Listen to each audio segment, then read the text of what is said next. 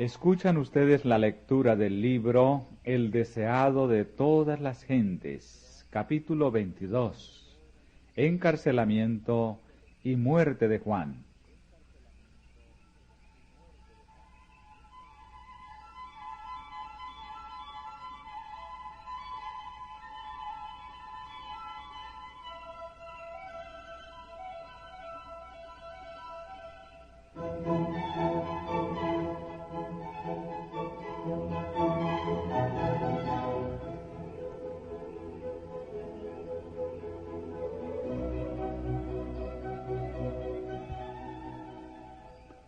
Juan el Bautista había sido el primero en proclamar el reino de Cristo y fue también el primero en sufrir.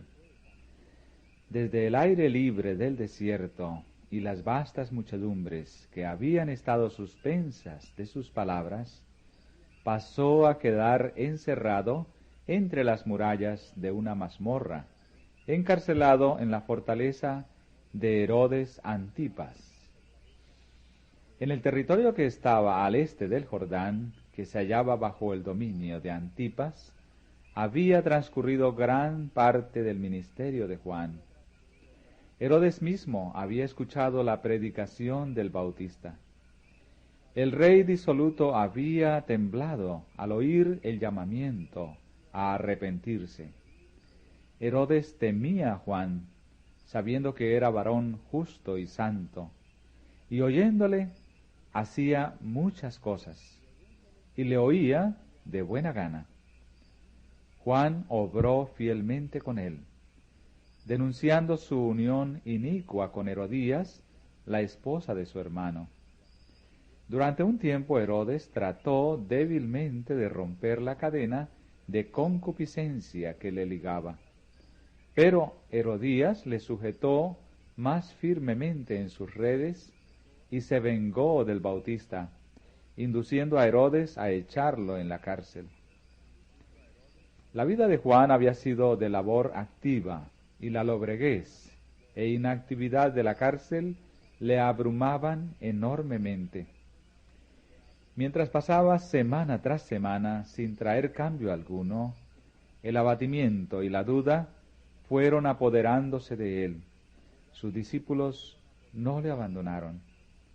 Se les permitía tener acceso a la cárcel y le traían noticias de las obras de Jesús y de cómo la gente acudía a él.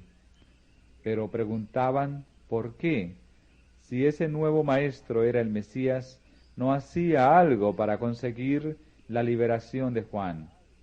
¿Cómo podía permitir que su fiel heraldo perdiese la libertad y tal vez la vida?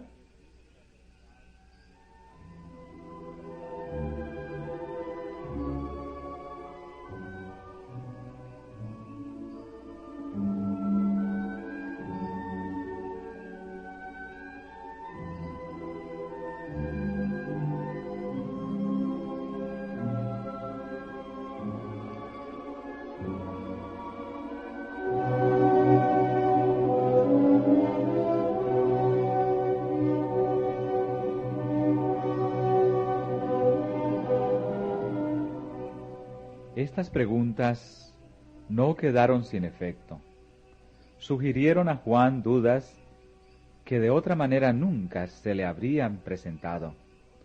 Satanás se regocijaba al oír las palabras de esos discípulos y al ver cómo lastimaban el alma del mensajero del Señor.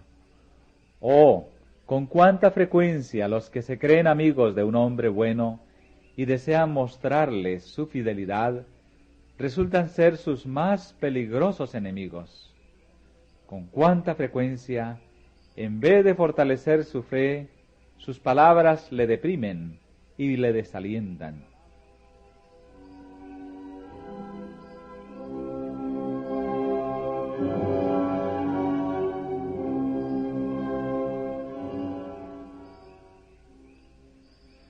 Como los discípulos del Salvador, Juan el Bautista no comprendía la naturaleza del reino de Cristo.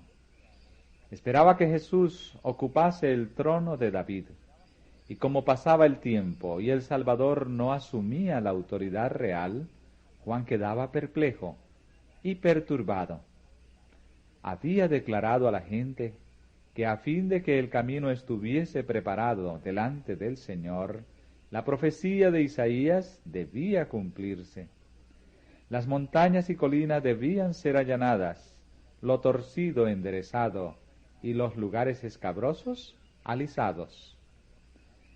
Había esperado que las alturas del orgullo y el poder humano fuesen derribadas.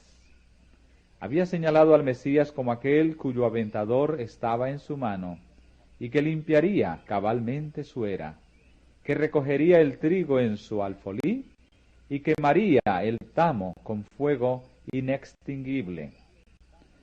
Como el profeta Elías, en cuyo espíritu y poder había venido a Israel, esperaba que el Señor se revelase como Dios que contesta por fuego.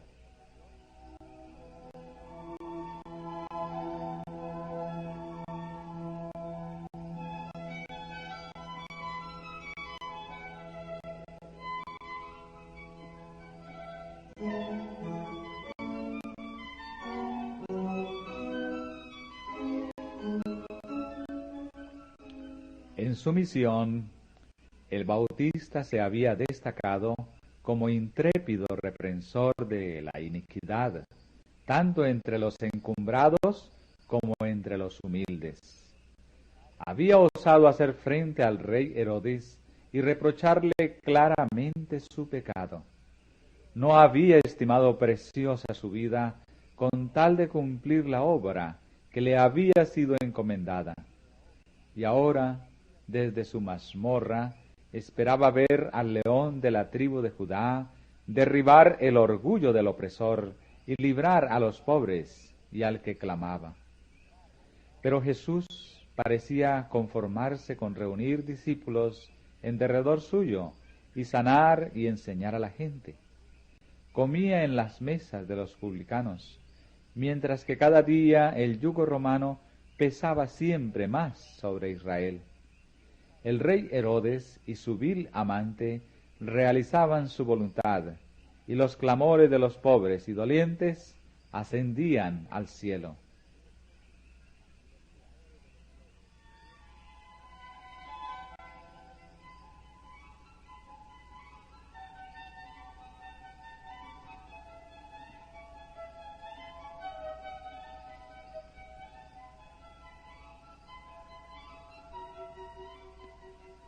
Todo esto le parecía un misterio insondable al profeta del desierto.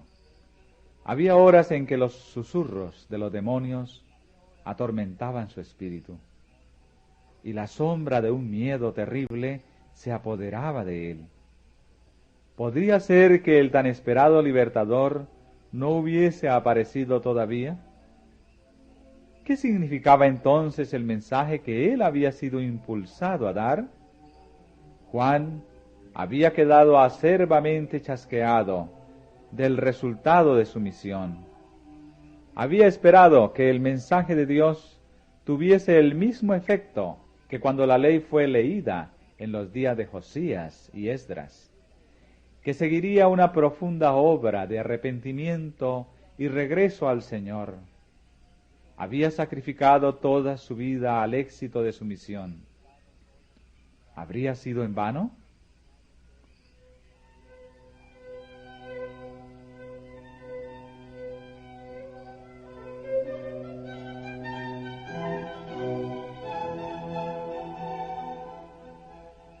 Perturbaba a Juan el ver que por amor a él sus propios discípulos albergaban incredulidad para con Jesús.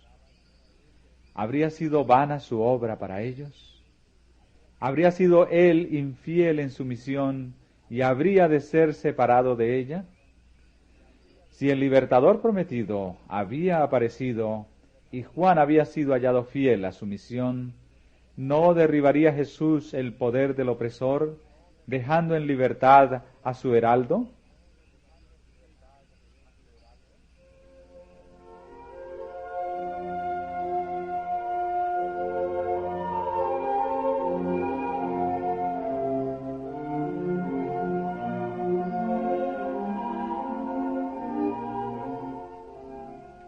Pero el Bautista no renunció a su fe en Cristo. El recuerdo de la voz del cielo y de la paloma que había descendido sobre él, la inmaculada pureza de Jesús, el poder del Espíritu Santo que había descansado sobre Juan cuando estuvo en la presencia del Salvador, y el testimonio de las Escrituras proféticas, todo atestiguaba que Jesús de Nazaret era el prometido.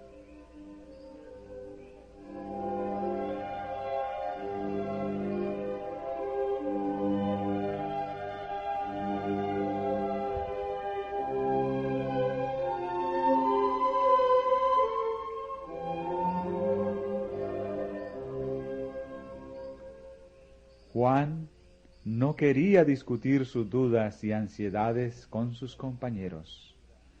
Resolvió mandar un mensaje de averiguación a Jesús. Lo confió a 2 de sus discípulos, esperando que una entrevista con el Salvador confirmaría su fe e impartiría seguridad a sus hermanos. Anhelaba alguna palabra de Cristo, pronunciada directamente para él.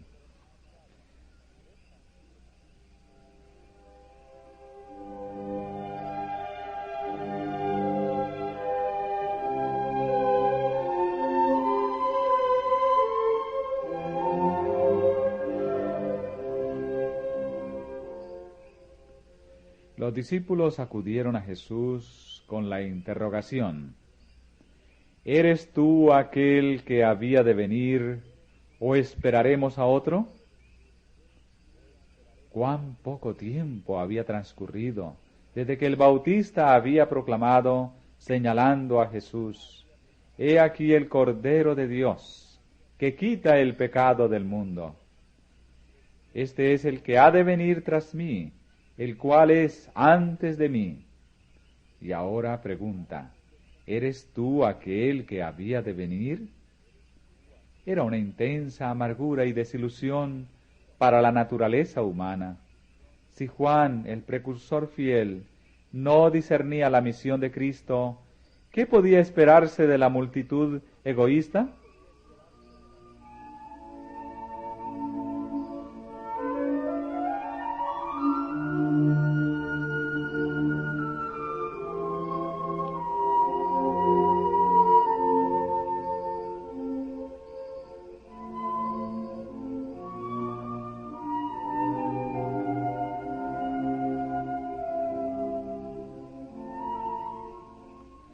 El Salvador no respondió inmediatamente a la pregunta de los discípulos. Mientras ellos estaban allí de pie, extrañados por su silencio, los enfermos y afligidos acudían a él para ser sanados. Los ciegos se abrían paso a tientas a través de la muchedumbre. Los aquejados de todas clases de enfermedades, algunos abriéndose paso por su cuenta, otros llevados por sus amigos, se agolpaban ávidamente en la presencia de Jesús. La voz del poderoso médico penetraba en los oídos de los sordos. Una palabra, un toque de su mano, abría los ojos ciegos para que contemplasen la luz del día, las escenas de la naturaleza, los rostros de sus amigos y la faz del libertador. Jesús reprendía la enfermedad y desterraba la fiebre. Su voz alcanzaba los oídos de los moribundos, quienes se levantaban llenos de salud y vigor. Los endemoniados, paralíticos, obedecían su palabra. Su locura los abandonaba y le adoraban. Mientras sanaba sus enfermedades, enseñaba a la gente. Los pobres campesinos y trabajadores, a quienes rehuían los rabinos como inmundos, se reunían cerca de él, y él les hablaba palabras de vida eterna.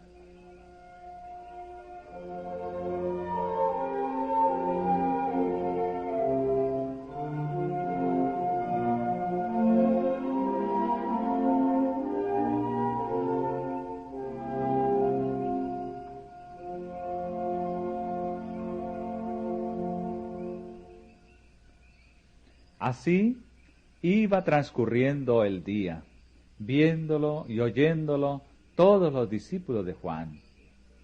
Por fin Jesús los llamó así y los invitó a ir y contar a Juan lo que habían presenciado, añadiendo: Bienaventurado es el que no fuere escandalizado en mí. La evidencia de su divinidad se veía en su adaptación a las necesidades de la humanidad doliente. Su gloria se revelaba en su condescendencia con nuestro bajo estado.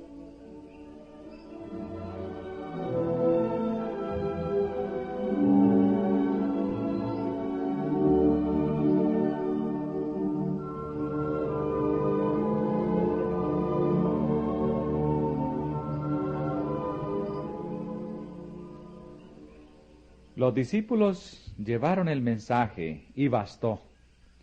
Juan recordó la profecía concerniente al Mesías.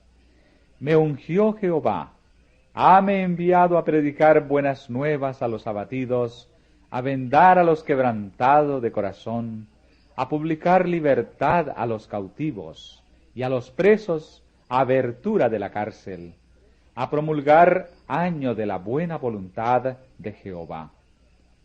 Las palabras de Cristo no sólo le declaraban el Mesías, sino que demostraban de qué manera había de establecerse su reino. A Juan fue revelada la misma verdad que fuera presentada a Elías en el desierto, cuando sintió un grande y poderoso viento que rompía los montes y quebraba las peñas delante de Jehová. Mas Jehová no estaba en el viento, y tras el viento un terremoto. Mas Jehová no estaba en el terremoto, y tras el terremoto un fuego. Mas Jehová no estaba en el fuego. Y después del fuego, Dios habló al profeta mediante una queda vocecita. Así había de hacer Jesús su obra, no con el fragor de las armas y el derrocamiento de tronos y reinos, sino hablando a los corazones de los hombres por una vida de misericordia y sacrificio.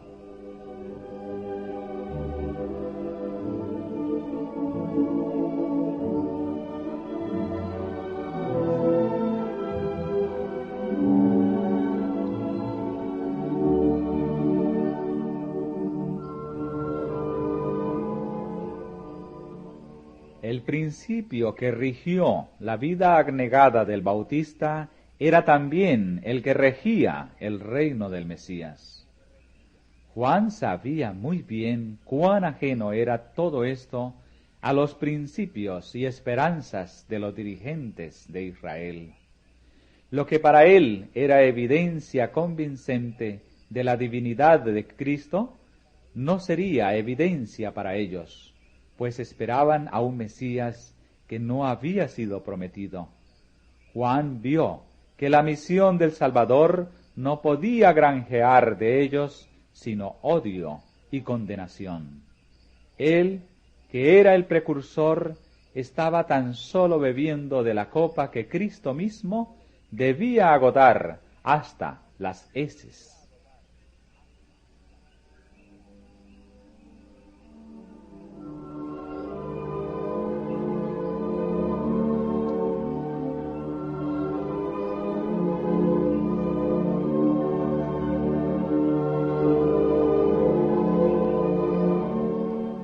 Las palabras del Salvador, bienaventurado es el que no fuere escandalizado en mí, eran una suave reprensión para Juan, y no dejó de percibirla. Comprendiendo más claramente ahora la naturaleza de la misión de Cristo, se entregó a Dios para la vida o la muerte, según sirviese mejor a los intereses de la causa que amaba.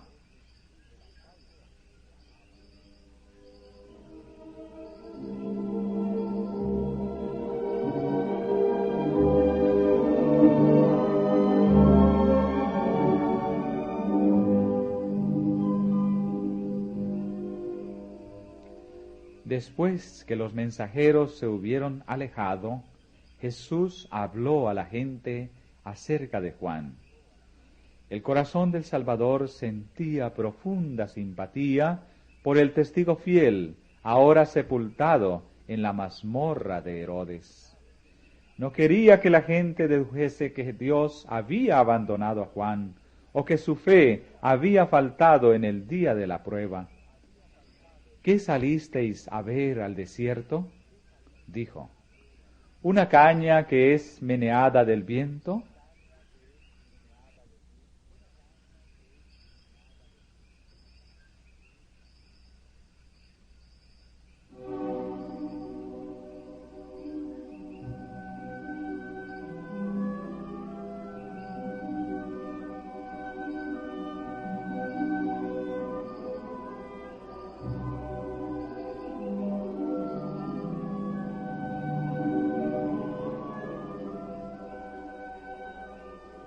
Los altos juncos que crecían al lado del Jordán, inclinándose al empuje de la brisa, eran adecuados símbolos de los rabinos que se habían erigido en críticos y jueces de la misión del Bautista. Eran agitados a uno y otro lado por los vientos de la opinión popular. No querían humillarse para recibir el mensaje escrutador del Bautista, y sin embargo, por temor a la gente, no se atrevían a oponerse abiertamente a su obra.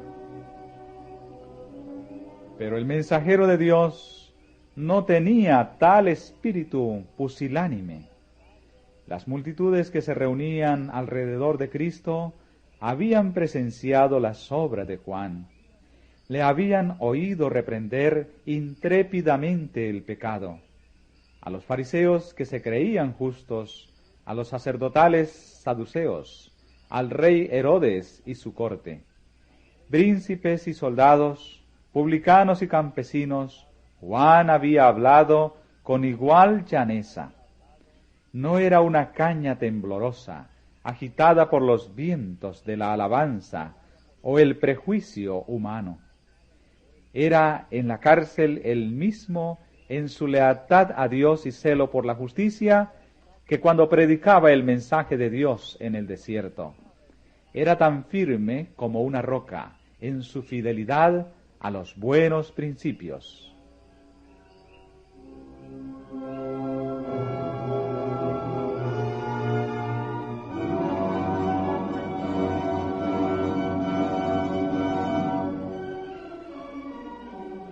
Jesús continuó: ¿Mas qué salisteis a ver?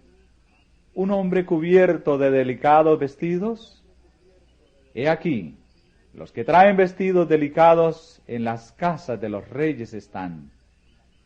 Juan había sido llamado a reprender los pecados y exceso de su tiempo, y su sencilla vestimenta y vida abnegada estaban en armonía con el carácter de su misión.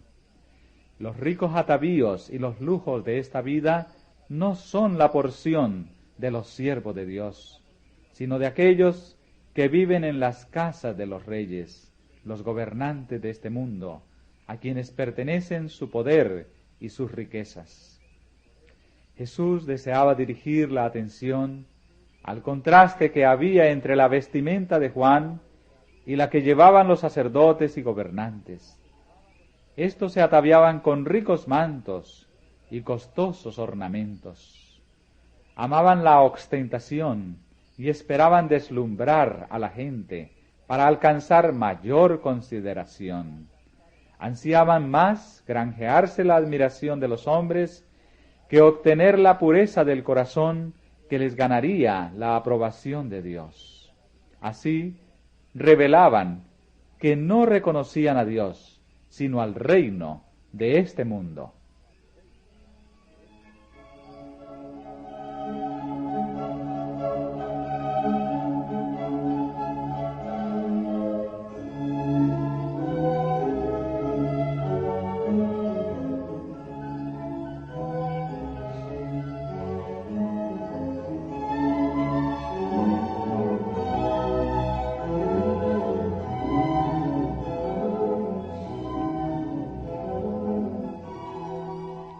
Mas, ¿qué?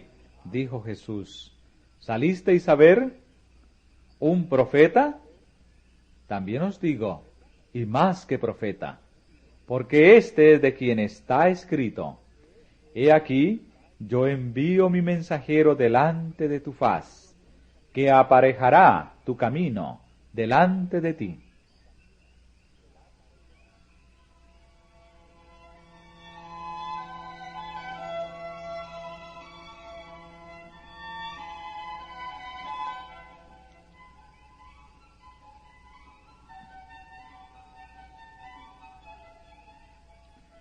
De cierto os digo, que no se levantó entre los que nacen de mujeres otro mayor que Juan el Bautista. En el anuncio hecho a Zacarías antes del nacimiento de Juan, el ángel había declarado: será grande delante de Dios. En la estima del cielo, ¿qué constituye la grandeza? No lo que el mundo tiene por tal, ni la riqueza, ni la jerarquía, el linaje noble, o las dotes intelectuales, consideradas en sí mismas. Si la grandeza intelectual fuera de cualquier consideración superior, es digna de honor, entonces debemos rendir homenaje a Satanás, cuyo poder intelectual no ha sido nunca igualado por hombre alguno. Pero si el don está pervertido para servir al yo, cuanto mayor sea, mayor maldición resulta. Lo que Dios aprecia es el valor moral. El amor y la pureza son los atributos que más estima. Juan era grande a la vista del Señor cuando, delante de los mensajeros del Sanedrín, delante de la gente y de sus propios discípulos, no buscó honra para sí mismo, sino que a todos indicó a Jesús como el prometido. Su abnegado gozo en el ministerio de Cristo presenta el más alto tipo de nobleza que se haya revelado en el hombre.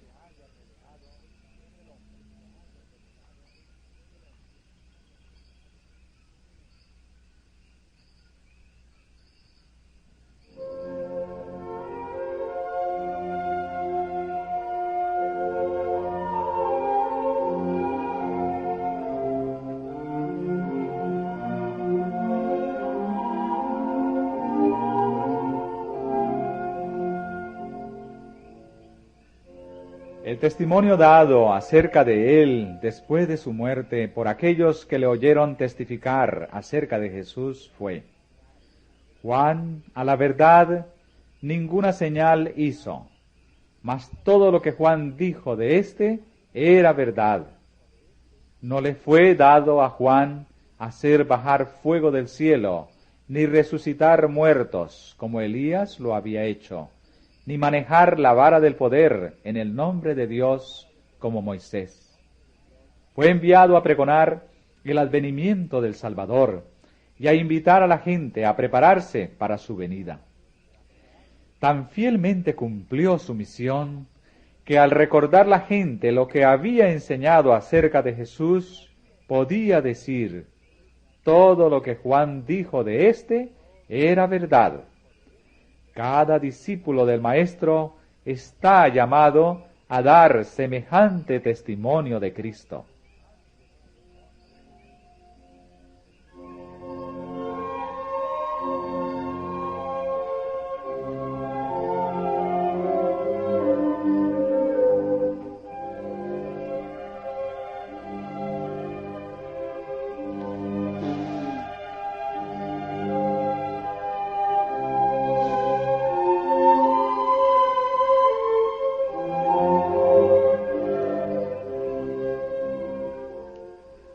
Como heraldo del Mesías, Juan fue más que profeta, porque mientras que los profetas habían visto desde lejos el advenimiento de Cristo, le fue dado a Juan contemplarle, oír el testimonio del cielo en cuanto a su carácter de Mesías y presentarle a Israel como el enviado de Dios.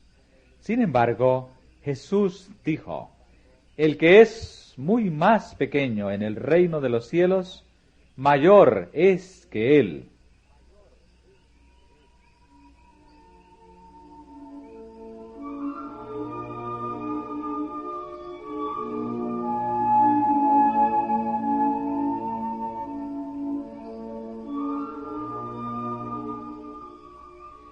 El profeta Juan era el eslabón que unía las dos dispensaciones.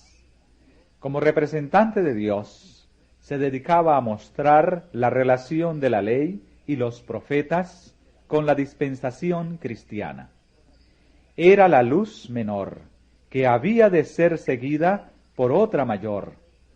La mente de Juan era iluminada por el Espíritu Santo, a fin de que pudiese derramar luz sobre su pueblo. Pero ninguna luz brilló ni brillará jamás tan claramente sobre el hombre caído como la que emanó de la enseñanza y el ejemplo de Jesús. Cristo y su misión habían sido tan solo oscuramente comprendidos bajo los símbolos y las figuras de los sacrificios. Ni Juan mismo había comprendido plenamente la vida futura e inmortal a la cual nos da acceso el Salvador.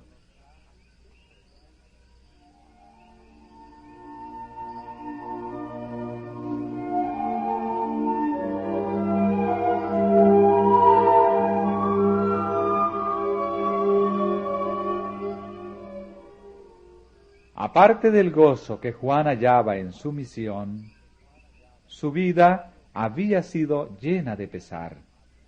Su voz se había oído rara vez fuera del desierto. Tuvo el destino de un solitario. No se le permitió ver los resultados de sus propios trabajos. No tuvo el privilegio de estar con Cristo, ni de presenciar la manifestación del poder divino que acompañó a la luz mayor. No le tocó ver a los ciegos recobrar la vista, a los enfermos sanar y a los muertos resucitar.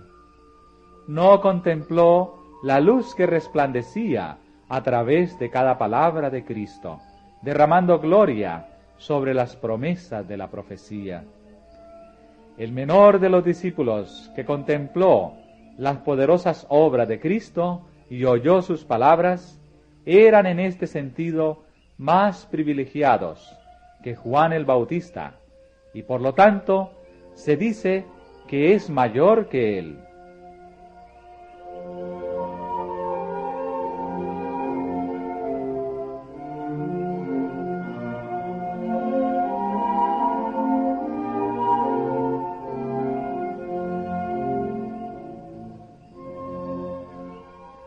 Por medio de las vastas muchedumbres que habían escuchado la predicación de Juan, su fama cundió por todo el país.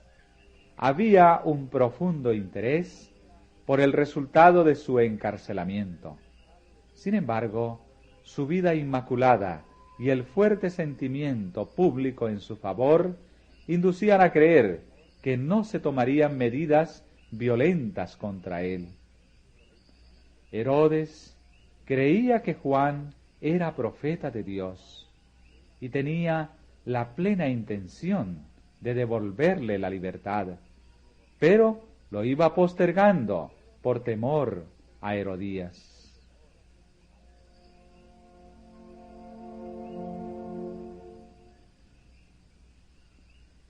Esta sabía que por las medidas directas no podría nunca obtener que Herodes consintiese en la muerte de Juan, y resolvió lograr su propósito por una estratagema. En el día del cumpleaños del rey, debía ofrecerse una fiesta a los oficiales del Estado y los nobles de la corte. Habría banquete y borrachera. Herodes no estaría en guardia, y ella podría influir en él a voluntad.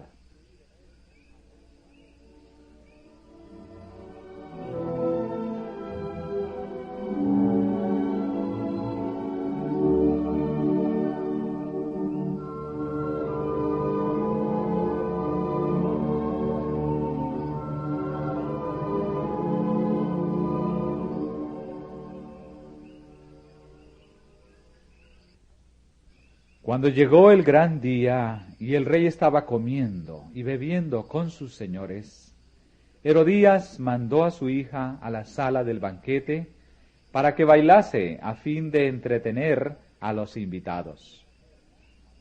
Salomé estaba en su primer florecimiento como mujer, y su voluptuosa belleza cautivó los sentidos de los señores entregados a la orgía. No era costumbre que las damas de la corte apareciesen en estas fiestas, y se tributó un cumplido halagador a Herodes cuando esta hija de los sacerdotes y príncipes de Israel bailó para divertir a sus huéspedes.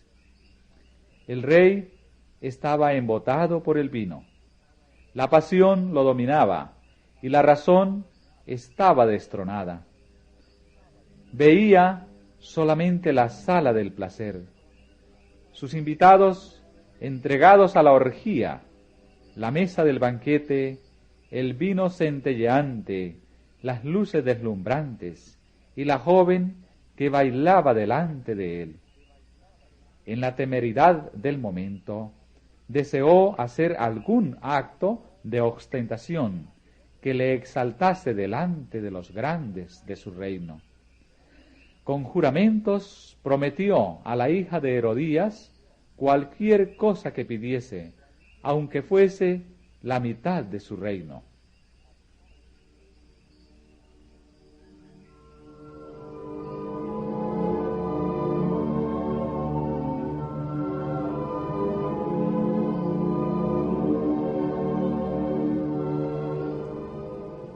Salomé se apresuró a consultar a su madre para saber lo que debía pedir. La respuesta estaba lista: la cabeza de Juan el Bautista. Salomé no conocía la sed de venganza que había en el corazón de su madre y primero se negó a presentar la petición, pero la resolución de Herodías prevaleció. La joven volvió para formular esta horrible exigencia: quiero que ahora mismo me des en un trinchero la cabeza de Juan el Bautista.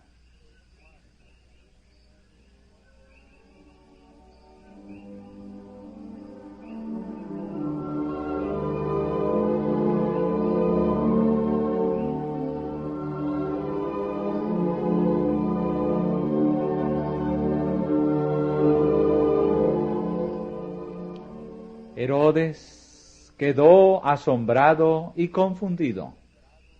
Cesó la ruidosa alegría y un silencio penoso cayó sobre la escena de orgía.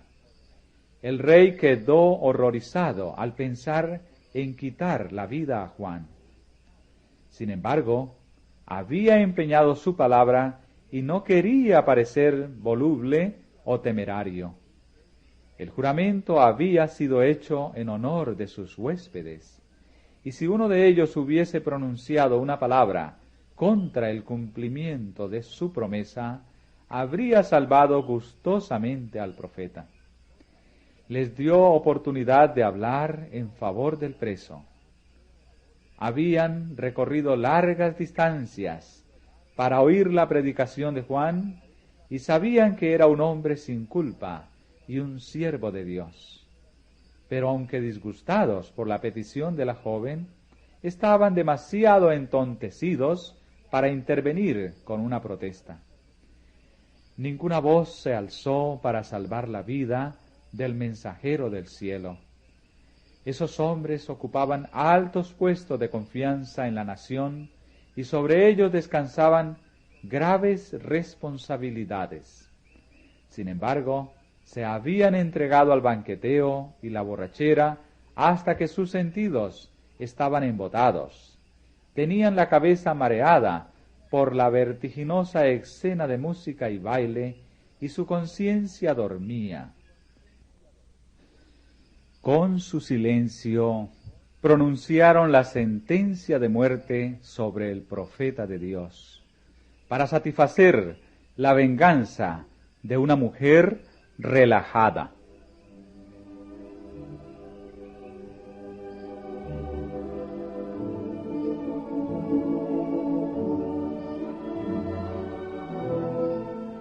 Herodes esperó en vano ser dispensado de su juramento.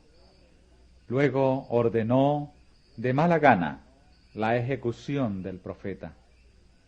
Pronto fue traída la cabeza de Juan a la presencia del rey y sus huéspedes. Sellados para siempre estaban aquellos labios que habían amonestado fielmente a Herodes a que se apartase de su vida de pecado. Nunca más se oiría esa voz llamando a los hombres al arrepentimiento. La orgía de una noche había costado la vida de uno de los mayores profetas.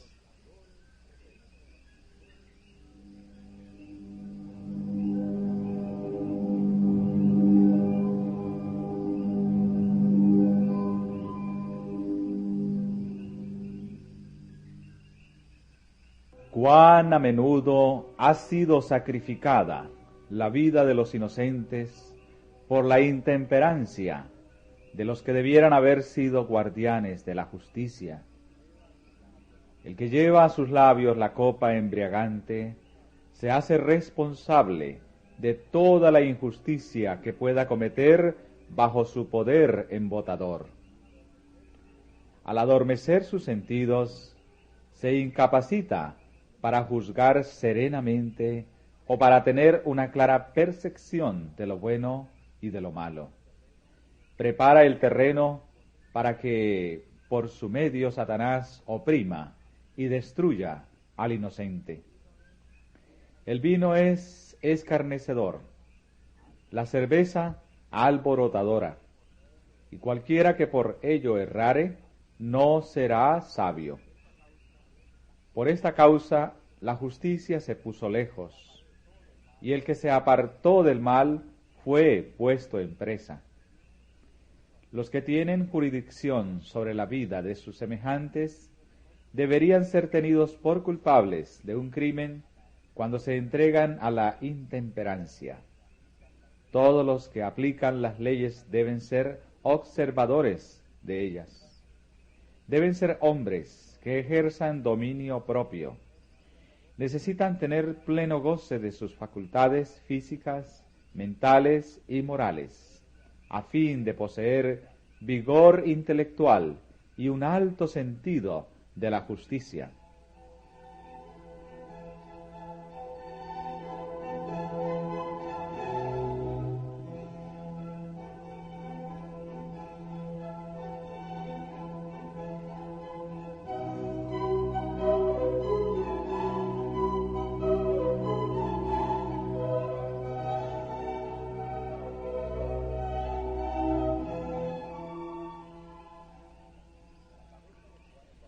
La cabeza de Juan el Bautista fue llevada a Herodías, quien la recibió con feroz satisfacción.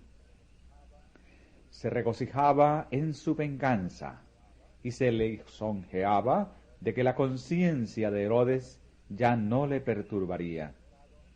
Pero su pecado no le dio felicidad. Su nombre se hizo notorio y aborrecido, mientras que Herodes estuvo más atormentado por el remordimiento que antes por las amonestaciones del profeta. La influencia de las enseñanzas de Juan no se hundieron en el silencio. Había de extenderse a toda generación hasta el fin de los tiempos.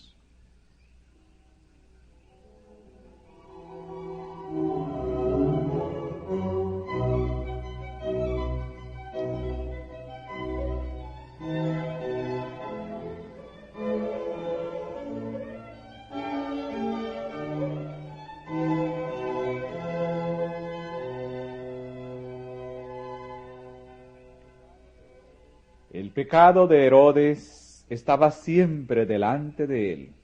Constantemente procuraba hallar alivio de las acusaciones de su conciencia culpable. Su confianza en Juan era inconmovible. Cuando recordaba su vida de abnegación, sus súplicas fervientes y solemnes, su sano criterio en los consejos, y luego recordaba cómo había hallado la muerte, Herodes no podía encontrar descanso. Mientras atendía los asuntos del Estado, recibiendo honores de los hombres, mostraba un rostro sonriente y un porte digno, pero ocultaba un corazón ansioso, siempre temeroso de que una maldición pesara sobre él.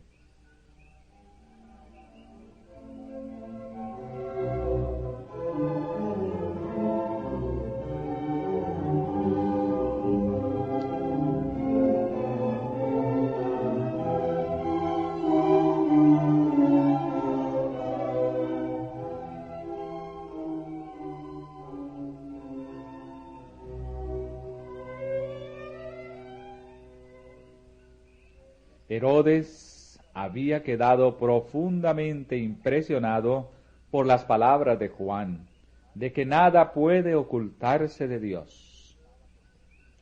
Estaba convencido de que Dios estaba presente en todo lugar, que había presenciado la orgía de la sala del banquete, que había oído la orden de decapitar a Juan y había visto la alegría de Herodías y el insulto que infligió a la cercenada cabeza del que la había reprendido. Y muchas cosas que Herodes había oído de los labios del profeta hablaban ahora a su conciencia más distintamente de lo que lo hiciera su predicación en el desierto.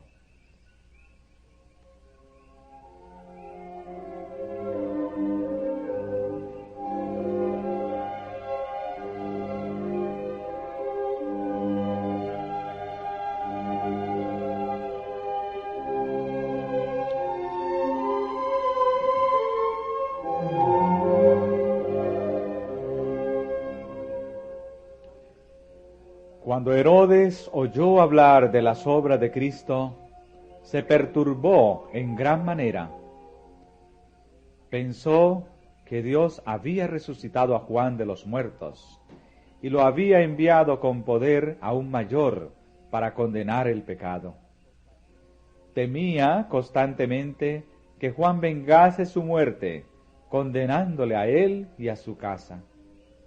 Herodes estaba cosechando lo que Dios había declarado resultado de una conducta pecaminosa.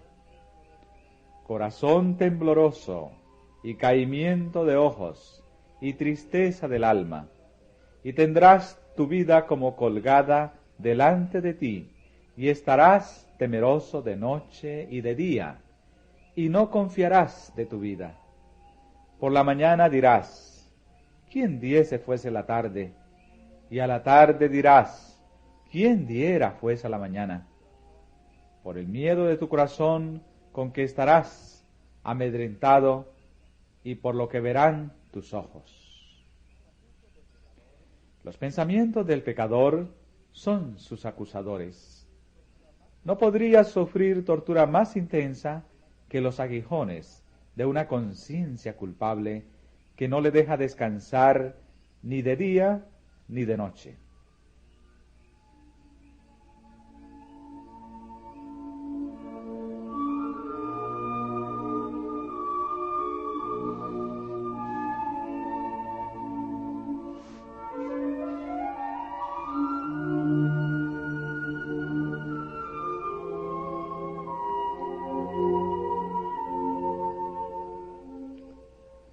Para muchos, un profundo misterio rodea la suerte de Juan el Bautista.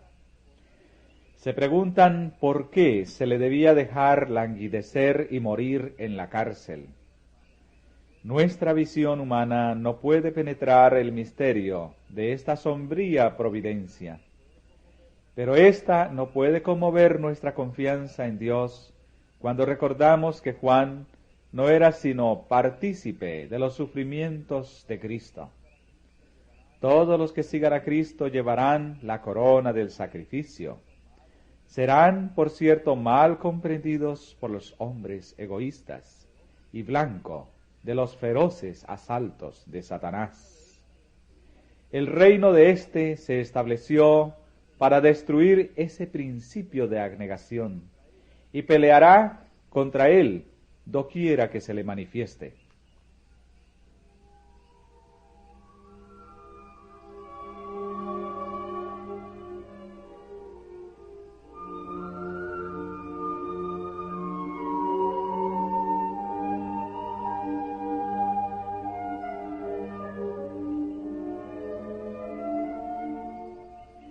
La niñez, juventud y edad adulta de Juan se caracterizaron por la firmeza y la fuerza moral.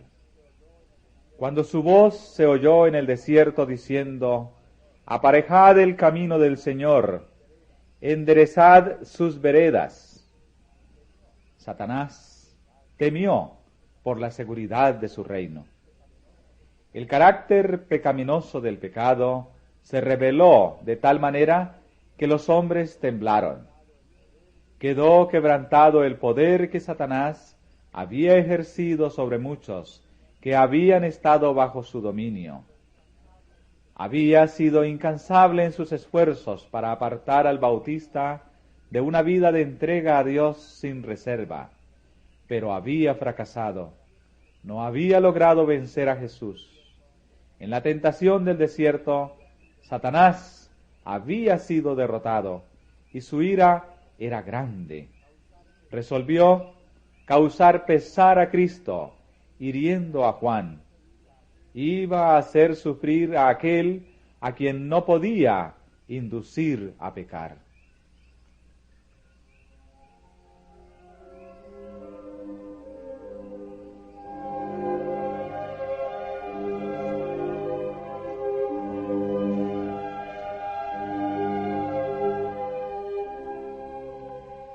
Jesús no se interpuso para librar a su siervo. Sabía que Juan soportaría la prueba. Gozosamente habría ido el Salvador a Juan para alegrar la lobreguez de la mazmorra con su presencia. Pero no debía colocarse en las manos de sus enemigos, ni hacer peligrar su propia misión. Gustosamente habría librado a su siervo fiel, pero por causa de los millares que en años ulteriores debían pasar de la cárcel a la muerte, Juan había de beber la copa del martirio. Mientras los discípulos de Jesús languideciesen en solitarias celdas, o pereciesen por la espada, el potro o la hoguera, aparentemente abandonados de Dios y de los hombres, ¿qué apoyo iba a ser para su corazón el pensamiento de que Juan el Bautista, cuya fidelidad Cristo mismo había atestiguado, había experimentado algo similar?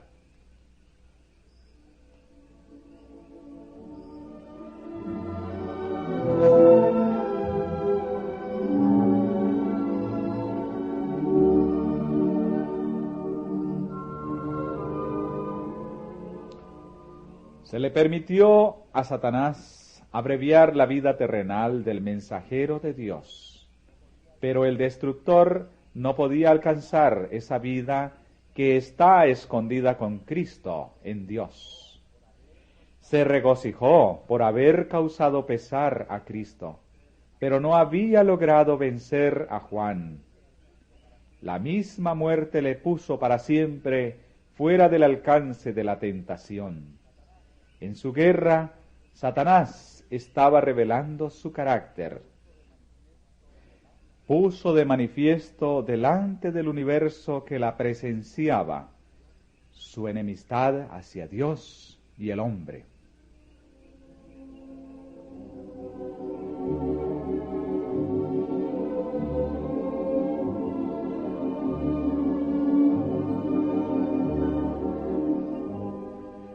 Aunque ninguna liberación milagrosa fue concedida a Juan, no fue abandonado. Siempre tuvo la compañía de los ángeles celestiales, que le hacían comprender las profecías concernientes a Cristo y las preciosas promesas de la Escritura. Estas eran su sostén, como iban a ser el sostén del pueblo de Dios a través de los siglos venideros. A Juan el Bautista, como a aquellos que vinieron después de él, se aseguró: He aquí yo estoy con vosotros todos los días, hasta el fin del mundo.